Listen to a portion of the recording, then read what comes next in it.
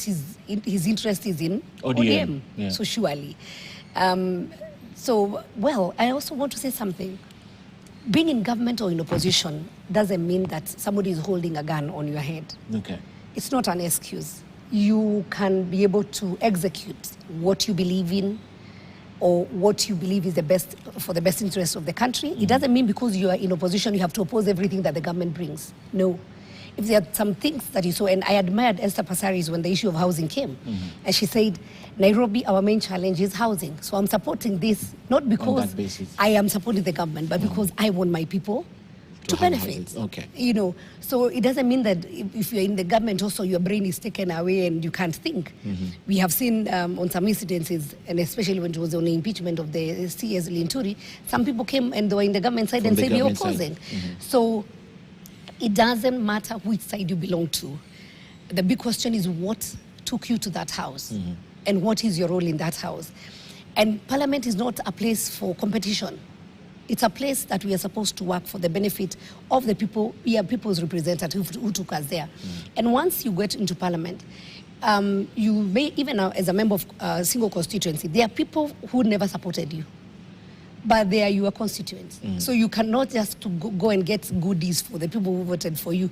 You also get for the ones for the others. Yeah. Okay. And one of the things that I admire the current president is that we have seen him reaching out to the areas that he was not elected. For instance, I believe, and I see it, I might be wrong, that the biggest beneficiary of this government is Homa Bay County. And I think they have a smart governor who is a lady called Gladys Wanga. I admire her. She has been able to work well with the government, work well with the development partners. You've seen her, even in the US, she was there. Despite that she belongs to the opposition, she has taken up her leadership as a governor of Homa Bay County. And you have seen her, you know, she did a mega event. I admired her, and she has started doing projects that have never been done before. I was in Madaraka, they went to Bungoma County, though they were part of the Kenya Kwanza because of the Honorable Wetangula, our speaker. Yeah.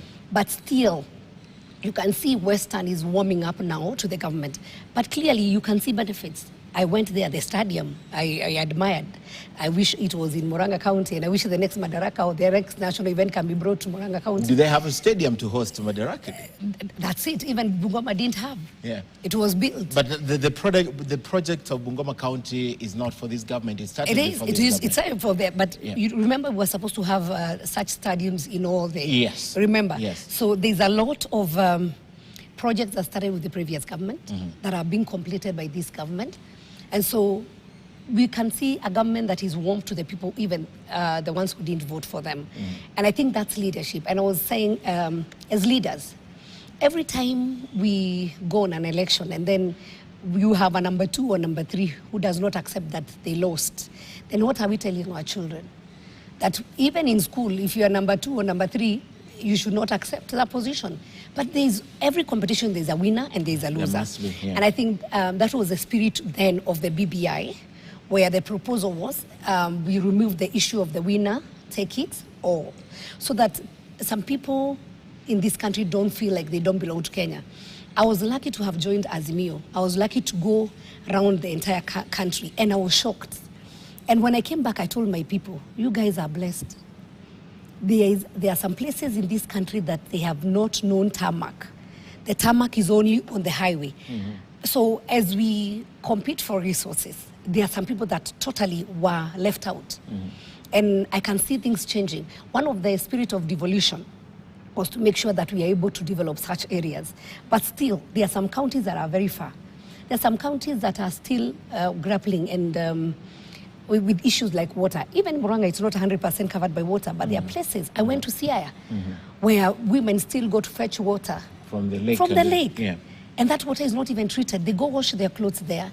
They go get the water. They just boil it or they just drink it as it is. You know, the issue of malaria, the way it affects the women from that region, the Luo Nyanza, it's very sad that a lot of them don't carry pregnancies to the term. And so they get so many miscarriages, then they fear even getting pregnant. So the population is going down. Okay. So there are things that we assume because we have and I would say from our region, we have been privileged to have leadership. When leadership is close to you, sometimes there are other benefits that you get that other people don't get. And so it is important that we appreciate that Kenya is one big country, we are one big family, and we should take care of each other. Okay. Yeah. At what point, I'll go back to Parliament, Yes. but